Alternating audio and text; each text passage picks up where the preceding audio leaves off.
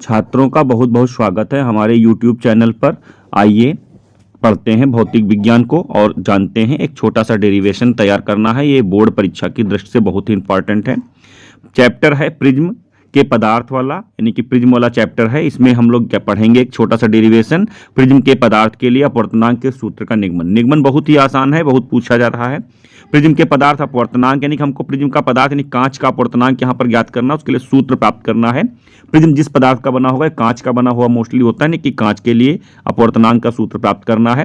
सूत्र होता है n बराबर sine delta m plus a बटे 2 और बटे में साइन a बटे 2, यानी कि सूत्र जो है हमको क्या मालूम पड़ गया, n बराबर sine delta m plus a बटे 2 और फिर बटे में साइन a बटे 2। सूत्र में डेल्टा m अल्पतम विचलन कोण है, ये सबसे छोटा कोण है।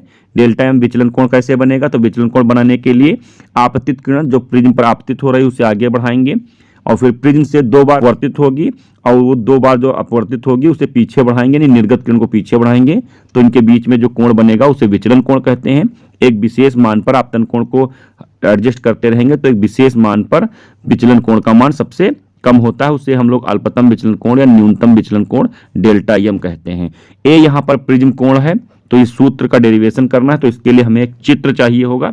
वो चित्र आपको अभी दिखाई पड़ेगा, चित्र को देखिएगा। चित्र आपको दिखाई पड़ रहा है। चित्र में ABC प्रिज्म का एक पृष्ठ दिखाई पड़ रहा है, यानी कि सामने का पृष्ठ देखेंगे एक तरफ का एक ट्राइंगल शेप में होता है। प्रिज्म के सभी पृष्ठ ट्राइंगल शेप में होते हैं, ठीक है। कुछ जो है वो आपको आयताकार प्रतीत होंगे, बाकी सारे सामने जो हमको जो पृष्ठ देखना है वो ट्राइंगल शेप में है, यानी कि 3 भुजाओं का होगा।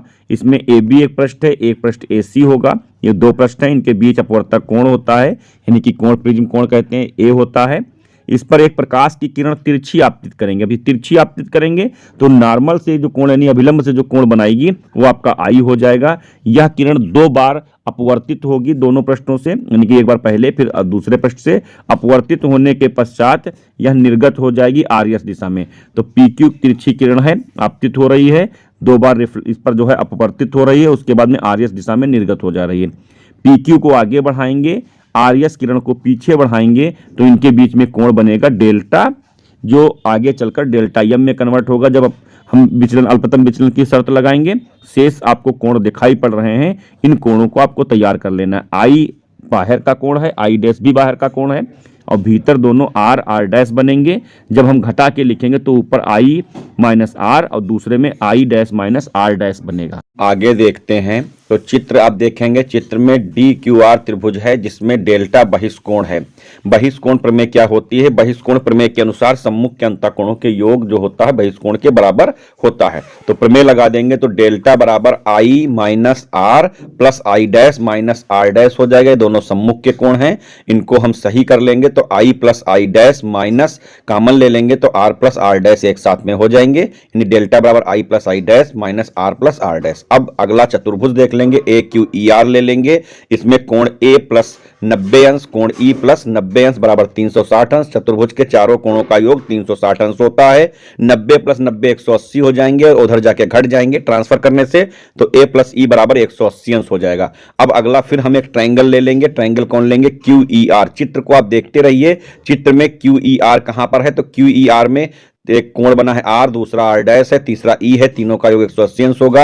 इनको हल कर देंगे। समीकरण 2 व 3 है, समीकरण 2 पीछे था इसलिए ऊपर लिख दिया गया है। A प्लस E बराबर 180 अंश, दोनों को जब बराबर कर देंगे R plus R dash plus E बराबर A प्लस E, दोनों को हल करेंगे तो R प्लस R डैश बराबर A आ जाएगा, समीकरण 4 हो जाएगा। अब अल्पतम विचलन की स्थिति ले लेंगे, इसमें शर्त होती है डेल्टा बराबर डेल्टा एम हो जाएगा, I डैश के बराबर हो जाएगा, R डैश के बराबर हो जाएगा। समीकरण 4 ले लेंगे, समीकरण 4 क्या था, R प्लस R डैश था तो R बराबर A हो जाएगा, 2R बराबर A हो जाएगा। हल करेंगे तो R बराबर A बटे 2 आ जाएगा। ये हमको एक कोण प्राप्त हो गया, R बराबर A बटे 2। अब पुनः त्रिभुज को हम लोग देखेंगे और पूरा डिटेल फिर से एक बार समझने का प्रयास करेंगे। तो चित्र में आपको जो कुछ दिखाया गया था, बहिष्कोण प्रमेय लगाएंगे, डेल्टा का मान ज्ञात करेंगे और उसके बाद में चतुर्भुज AQER लेंगे, A प्लस E का मान आ जाएगा और उसके बाद में आप तीसरा त्रिभुज लेंगे, QER ले लेंगे, R plus R dash plus E बराबर 180 अंश आ जाएगा। समीकरणों को हल करेंगे, R प्लस R डैश बराबर ए आ जाएगा। अल्पतम विचलन की स्थिति लेंगे, उसमें आर प्लस आर डैश बराबर ए यानी आर आर बराबर ए हो जाएगा, तो आर बराबर ए बटे 2 प्राप्त हो जाएगा। अब इसके आगे हमको समीकरण 1 उठाना है। समीकरण 1 लेंगे। समीकरण 1 में क्या था, डेल्टा बराबर I plus I dash minus R plus R dash, दोनों को हल करेंगे तो 2i माइनस 2r हो जाएगा, क्योंकि दोनों बराबर थे।